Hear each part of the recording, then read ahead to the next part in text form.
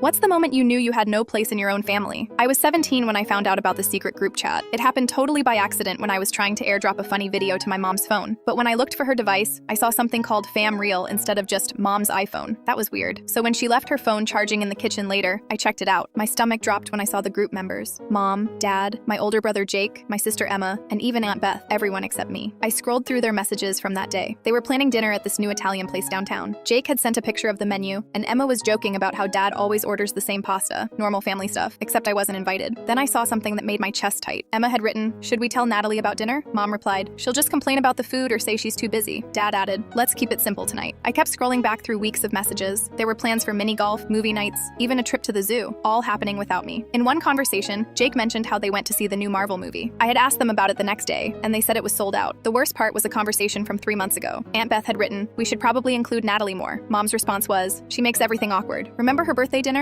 Emma chimed in. "She complained about the restaurant being too loud the whole time." Jake added, "Plus she always has her headphones in anyway." My birthday dinner, the one where I wore my favorite dress and actually tried to join their conversations. I thought we had a good time. Apparently they spent the whole night annoyed with me. I found messages about a family trip to the mountains last winter. They had gone skiing for a whole weekend. When I asked where everyone was, they told me they were visiting Grandma. I even texted Grandma to see how she was doing, and she seemed confused about why I thought they were there. There were inside jokes I didn't understand, references to things that happened when I wasn't around. Jake had sent a picture of Dad wearing Mom's reading glasses, and everyone was laughing about it. Emma wrote, "Classic dad moment, number 847. I had no idea what that meant. I sat in the dark kitchen reading message after message. They talked about me like I was some annoying neighbor kid, not their daughter and sister. In one thread, they were discussing Christmas plans. Aunt Beth suggested we all go to her cabin. Dad wrote, "Sounds great, but what about Natalie?" Mom replied, "We'll figure something out." My hands were shaking as I scrolled to the very beginning of the chat. It started 8 months ago, right after my 17th birthday. The first message was from Emma. "Finally, we can plan stuff without drama." Jake had replied, "Best birthday present ever." I heard footsteps coming toward the kitchen. I quickly closed the phone and pretended to get water from the fridge. Mom walked in and smiled at me like nothing was wrong. "Hey, sweetie, how was your day?" I wanted to scream. I wanted to show her what I found and ask why they hated me so much. Instead, I just said it was fine and went to my room. That night, I lay in bed thinking about every family moment from the past year. All the times they said plans fell through or events were canceled. All the times they came home laughing about something and stopped when they saw me. All the times I felt left out and thought I was being paranoid. The next morning at breakfast, they were all acting normal. Dad was reading his phone, Mom was making coffee, and my siblings were arguing about whose turn it was to take out the trash. I watched them interact and realized I was like a background character in my own family story. I never told them what I found. Instead, I started paying attention to when they would disappear together or when conversations would suddenly stop when I walked into a room. It happened way more than I ever noticed before. 3 weeks later, they went to Dave & Buster's without me. They said they were running errands. I saw Emma's Instagram story from there later that night. They looked so happy and relaxed, laughing and playing games. I had never seen them that carefree when I was around. That's when I really understood. I wasn't the problem they were trying to solve. I was the problem they were trying to avoid.